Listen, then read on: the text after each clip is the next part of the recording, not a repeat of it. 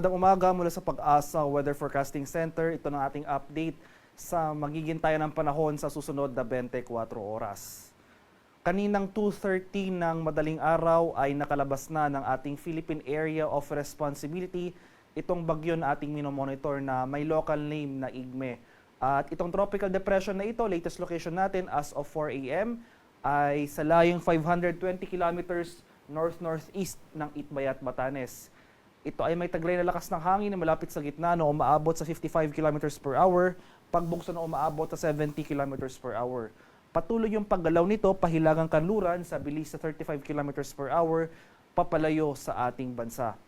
At sa kasalukuyan, malayo na ito sa ating kapuluan, wala nang direktang epekto sa atin, pero makikita natin dito sa ating latest satellite images, itong mga makakapal na kaulapan na patuloy na umiiral sa malaking bahagi ng Luzon at ng Visayas ay ang patuloy na epekto ng southwest monsoon o hanging habagat.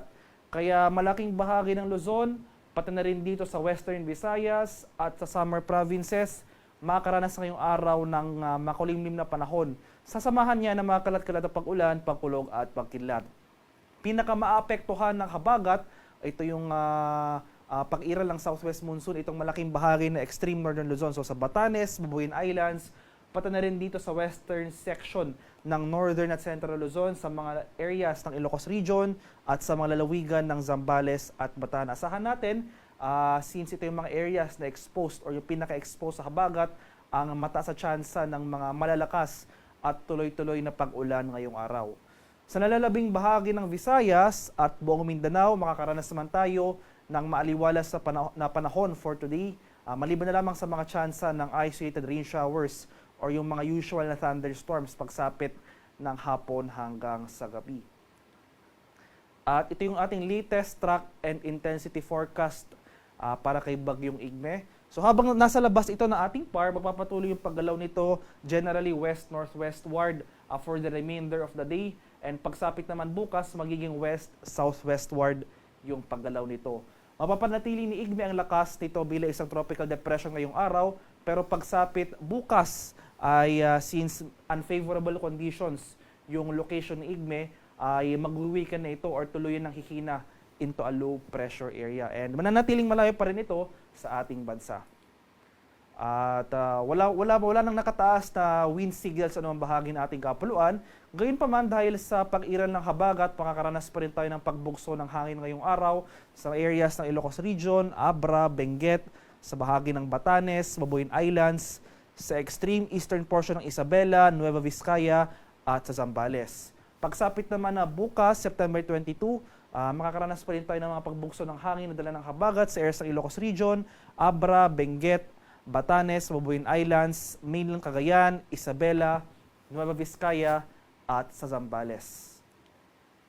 At in terms naman if yung heavy rainfall na dala ng habagat na hinahatak ni Bagyong Igme na nasa labas ng ating par, ngayong araw asahan natin ang heavy to intense rainfall. Nag-amount niya sa around 100 to 200 millimeters ng pag-ulan sa extreme northern Luzon sa bahagi ng Batanes at Babuyan Islands. Itong habagat naman ngayong araw magdudulot ng moderate to heavy rain sa bahagi ng Ilocos Region, Zambales at Bataan.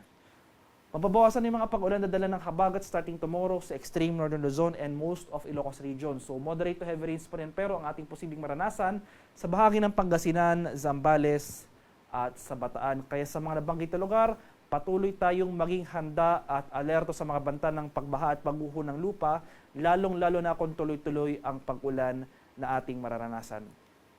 At sa kalagayan naman nating karagatan, dahil rin sa epekto ng habagat, as of 5 a.m., may gale warning tayong nakataas sa areas ng Ilocos Sur, seaboards ng La Union, Pangasinan, at sa western coast ng Ilocos Norte.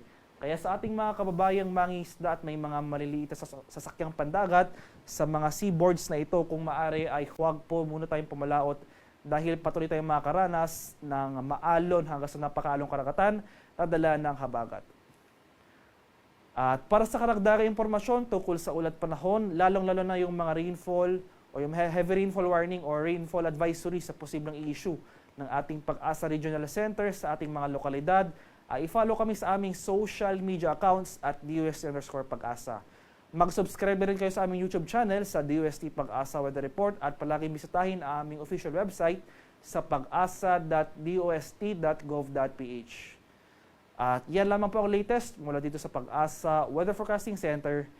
Magandang umaga sa ating lahat. Ako po si Dan Villamil nag-uulat.